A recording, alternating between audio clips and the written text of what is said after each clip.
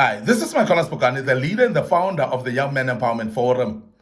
I'm continuing with part two today of this great topic. Be careful of emotional manipulation tactics from people.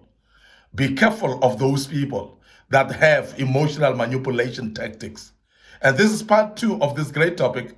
And as a young man, I've said earlier that you must be careful because there are people that are there to manipulate you emotionally.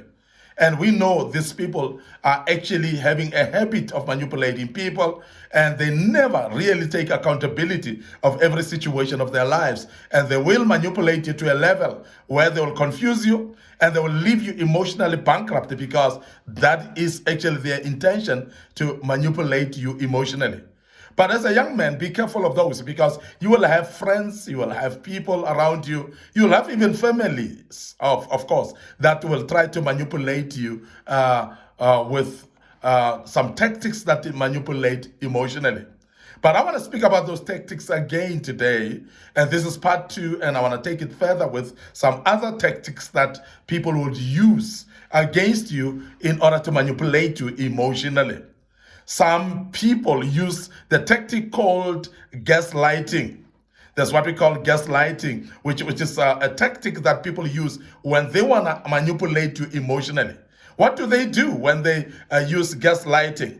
Is when a person makes the victim doubt their understanding of the reality. So in other words, when you are actually rebuking or correcting somebody of the mistakes, they will actually throw in some spanner in the works. They will make you doubt the reality that has happened. They will tell you something else that will make you see things differently than how the reality is. And we have seen people doing that, and they manipulate you emotionally. Now, you'll hear people, while somebody, you literally sure and know that this particular individual has stolen something. Maybe they've stolen your phone. I'm just giving an example. And as they've stolen your phone, they will actually make sure that they manipulate you emotionally by putting it in a way that will make you doubt that the true fact is that they stole the phone. They may actually say, no, your phone looked like mine. I actually took it because I thought it was mine. Or they will go further to say, no, I've taken this phone because so-and-so said I must bring along their phone. And I took this particular phone because I thought it was left by a friend of mine who said I must bring along his phone that he has forgotten here. So they will actually manipulate the facts. They will actually change the story. They will actually make things to look different. And that's what we call gaslighting tactics. And they will actually speak something else that will make you doubt the facts. Because as much as you thought that this guy has stolen your phone, but the way they're putting it is they make you to sort of believe that they took it by mistake because they thought it's either belonging to their friend or it is theirs, and yours looks like theirs. But when you look at it, you'll realize that the two phones, yours and this person's phone, really just doesn't look alike. But the way they twist things around, you will even start believing that this might be the truth, that the phones are the same, and that's the reason why this chap has taken the phone from me or stolen my phone. And this is the reason why we speak about gaslighting tactics, and that's many people that will do that and make sure that you are doubting the real facts and you're doubting the reality, and therefore they've manipulated you emotionally. You might realize later, and that will actually emotionally make you feel bad because somebody has actually lied to you right on your face, and you're not aware that whatever they've said is not the truth, but because the aim was basically to dilute the real reality and change it into something else so that you see things differently, not the way they are in truth and reality. Now, the next tactic that I want to speak about that is very common is what we call passive aggression. Passive aggression. And we've seen this happening whereby many people that you are dealing with, and they want to manipulate you emotionally by having what we call passive aggression. This is when indirectly negative feelings are expressed instead of talking about them.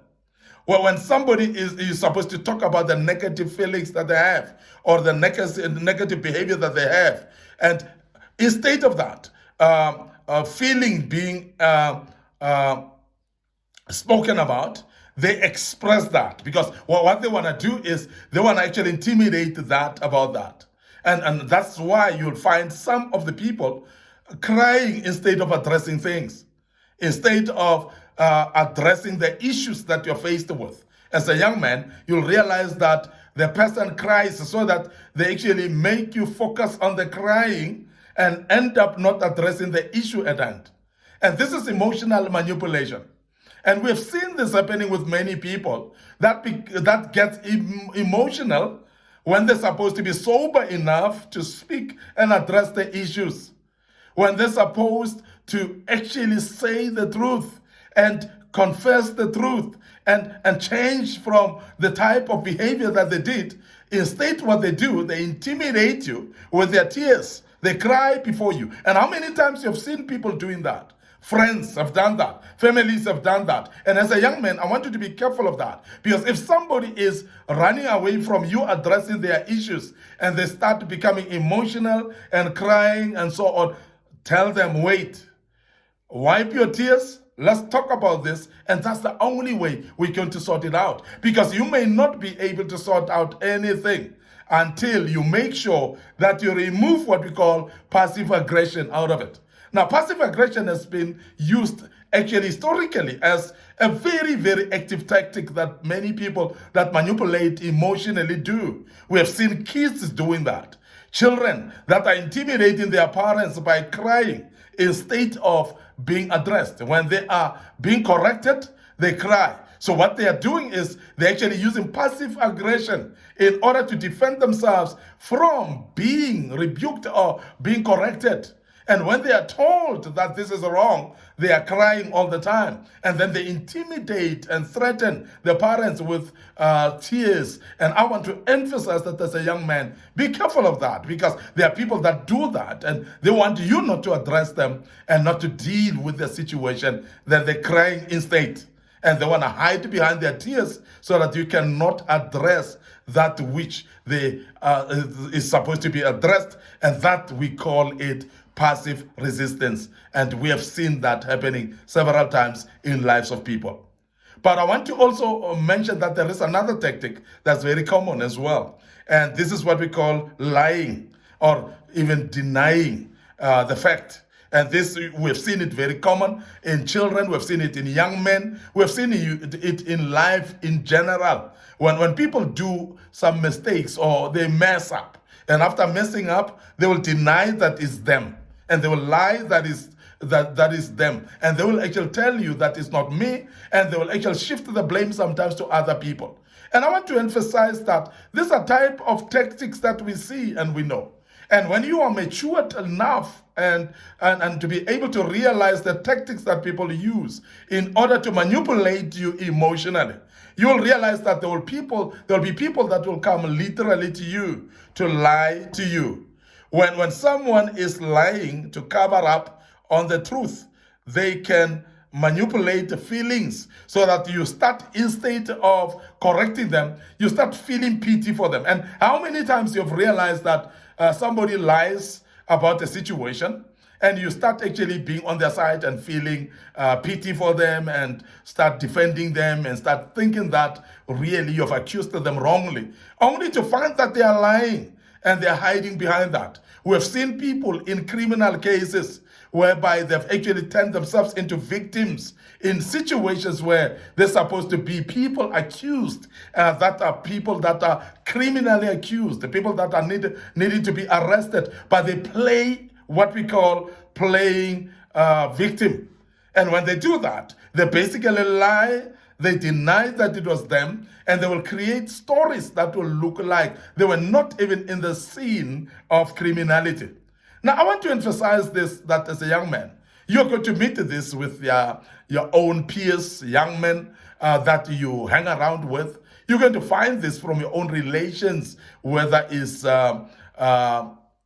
family relations. You're going to meet that. You're going to meet people that will literally lie to you.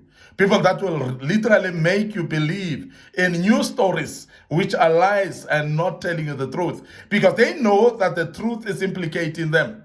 There are people that are not afraid to lie. And people will tell you that they are lying to save themselves. So they are lying actually to protect themselves. And when people are starting to develop this type of a tendency, where they are saying that you're telling a blue lie that will be protecting you, and you feel like you don't have a choice because the truth will implicate you. And that's the type of emotional manipulation that we're speaking about. We've seen this in couples, and I want to emphasize that as a young man, in couples as well, you'll find this happening, whereby one part of the couple or one partner in that marriage is lying about issues because he or she is saying, I'm protecting my marriage by lying about some issues. Because otherwise, if I say the truth about this, that will break my marriage. If I say the truth about this, that will actually cost me death or punishment that I cannot bear. So these are the type of things that are emotional manipulation.